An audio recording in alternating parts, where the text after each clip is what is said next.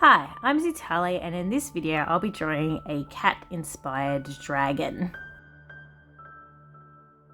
As usual, I start with using my bamboo brush, and I do have a key on the side that tells you what kind of brushes I'm using at the time, but for most of this video I do use the bamboo brush and the felt brush for smudging. There are a couple of times where I use some different brushes, a dry brush and a comb brush, just to try and experiment with some different fur textures. To begin with, as a warm-up, I just did a couple of cat sketches just to get the feel of how a cat's legs and arms and the positioning of their necks and stuff goes before I get into actually drawing the dragon itself.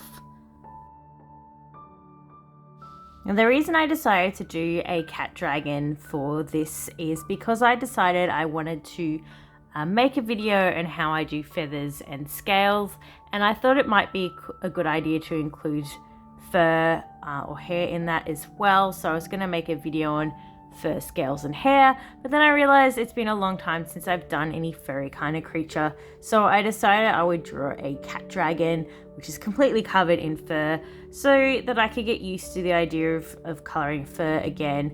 And when I make my fur, scales and feathers video, I won't be trying to remember how I do fur, because I'll have recently done a fully completed picture with it.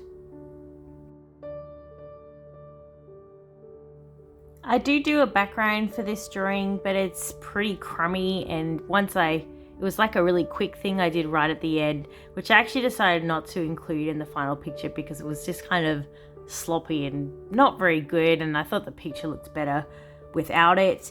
I basically was just doing this to focus on fur. I didn't really have a background in mind for the picture at all, and just sort of adding one on the end didn't add anything extra to the picture. I'm now using a fuzzy brush to add some shadow here, just to get the basic shapes down for where the shadow would lay. Same thing with the light here, just using a fuzzy brush again to get a basic idea of where the light would flow before I merge all of those layers together and start with my process of painting. So as you can see, I'm using the smudging brush a lot in this picture. So I use the felt brush with the smudge tool to smudge in all the colors, and sort of while using the smudge tool I sort of pull it up and down a bit to sort of give it a bit of a hairy texture. I do also use some hair-like texture brushes. So I use a dry brush for this sort of finer hair, and then I use the comb, wild comb, for the fur coming off the belly. And I did have a plan of using furry brushes whilst drawing this picture, but in the end it was actually easier and more sort of natural feeling for me just to stick with what I know, which is using the bamboo brush mostly, and just using the smudge tool a lot more to sort of pull the color around and give the idea of fur.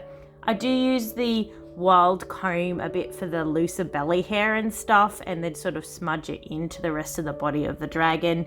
But then I come back over it with just the bamboo brush to add like loose, like 1 or 2 strokes of hair that's a bit more solid. So yeah, that's the sort of process I had, just sort of making different colors and smudging them together.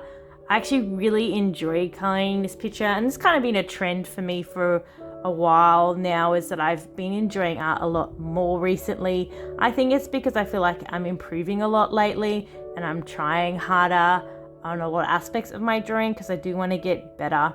And trying new things is like, it's exciting to try new things. So it was kind of fun to do this new dragon that I hadn't really done a dragon like this. I don't think I ever have done a dragon like this. Most of my dragons are covered in scales, or I have one that has like a mane, but she doesn't have fur on her body. She has fine scales on her body. So it was really fun to try something new and to get that sort of shiny, fine hair sort of feel going on the body and the wings of the dragon. I really enjoyed mixing these colors as well. They were pleasing colors to mix together. I do add markings to it later, but I kind of feel like it looked pretty good without the markings. So at the end of the video, I actually save a bunch of different versions of this dragon. The final version being the ones with the markings, but I do still like the one without it, which I did save a version of as well. So you can see I'm adding markings to it now. These don't actually end up being the final markings, and I do delete them, but they do sort of like, this is the sort of colors and pattern I will be using. I just haven't actually finished coloring the underside, like the underneath fur, or fixing up the anatomy. I just tend to do this thing where I really want to see what something will look like with the extra stuff I usually add on last. So I just kind of put it on there, and then I turn it off whilst I fix everything up. And then once I finish fixing everything up, I realize that now the spots don't align with the where the new anatomy goes. So I basically have to redraw the whole thing anyway. But it was kind of fun to see that in advance, because this did take me a long time. I think this was a 6.5 or a 7-hour picture, because I spent so much time blending in all the fur and making sure the fur like looked right. I also had a bit of trouble with how the wing attached to the shoulder. You can see at the moment it kind of looks like I've stuck 2 pieces of Play-Doh together. So I have to fix that, because I can't just leave it like that. So you can see I'm fixing it now. So I just create a new layer in which I draw quite harsh solid colors on it until I'm happy with the positioning of the new anatomy, and then I use the smudge tool to smudge those colors together, and then I start adding textures to it again and integrating it with the rest of the dragon. And then I just check to make sure that what I've done is actually better than what I had before by turning the layer on and off, and if I'm happy, then I merge them all back together so they will become one picture again, and I continue on with the rest of the picture. This was the only major part I had to do this with, so I spent quite a bit of time on that shoulder and wing joint.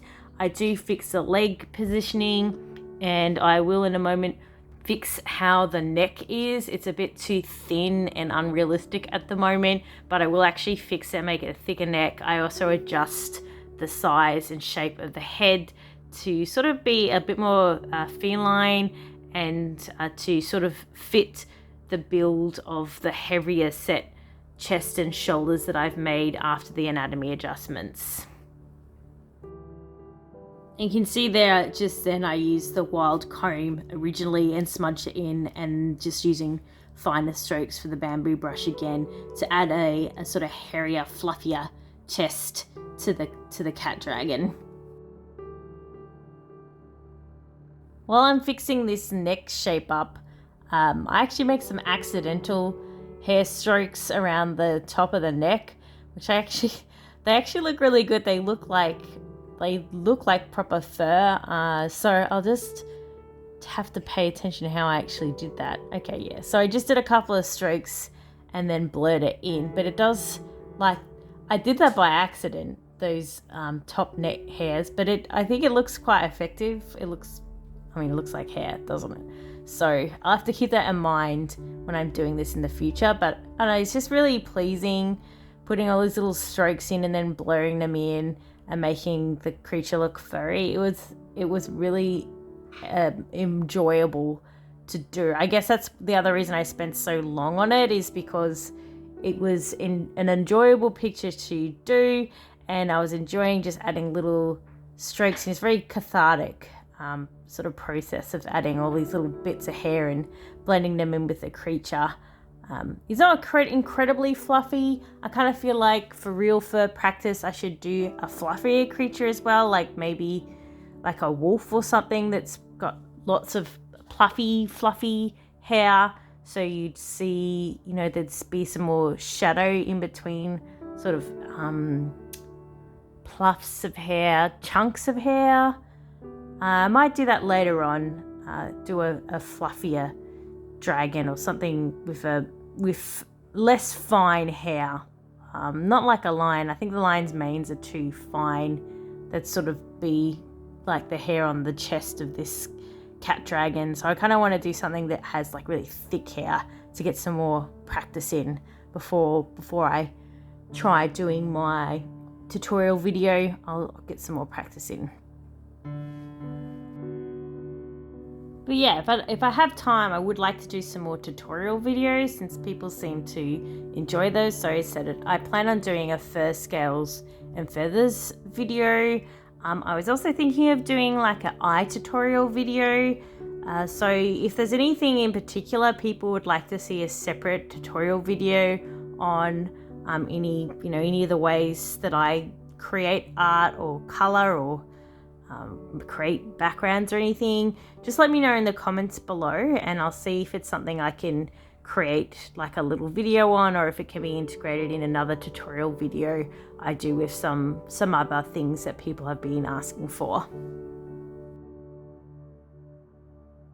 At this point in the drawing process, I was getting a bit tired and I just kind of wanted to have this finished. So I do these claws, but they kind of look really crummy. I don't actually like how the claws ended up in this picture, and I might return to the claws later and redo them, but at this stage they pretty much stay as they are, and at the end of the video you see that that's pretty much all I do with the claws.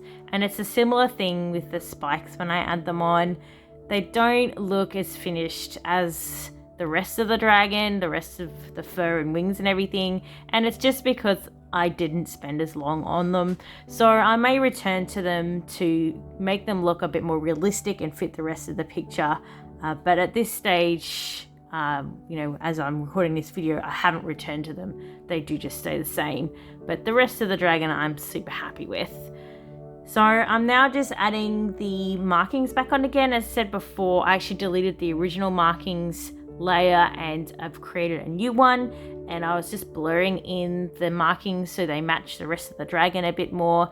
Now I'm adding on these blue spots, which I really like the sort of contrasting color between the tanny yellowy color and the blue spots. It actually, after I did it, it reminded me of like a super deadly octopus that lives down in Australian like rock pools and stuff, called the blue ring octopus, which is like this little octopus that has bright blue spots on it and is super duper deadly, like most of Australian animals. But it's pretty cute looking octopus, so you should look it up, it's cute. But yeah, the spots kind of remind me of that, and I like the contrasting colors it creates.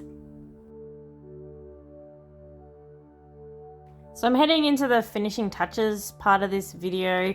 So I add some shine to like the claws and the spikes and some hair in the ears, and add some whiskers on using a pencil brush. Somehow adding the shine to those claws made them look worse than without the shine. I can see that now, especially looking back on this video. Now I add this really lazy, very bad background. I don't know what I was thinking. I think I was just tired at this stage. It was quite late at night. And I was like, oh, I need a background. So I did a background, but really didn't need a background at all. And if I do add a proper background, I'll actually take the time to do it properly. Anyway, here's my finished picture. I'm really happy with how all the colors and stuff came out, except for those claws. Thanks everybody for watching. If you enjoyed the video, don't forget to give it a like and subscribe to my channel if you want to see more. I also have a Patreon if you'd like to support me. Speaking of Patreons, thank you for all my existing Patreons. Your support really helps me.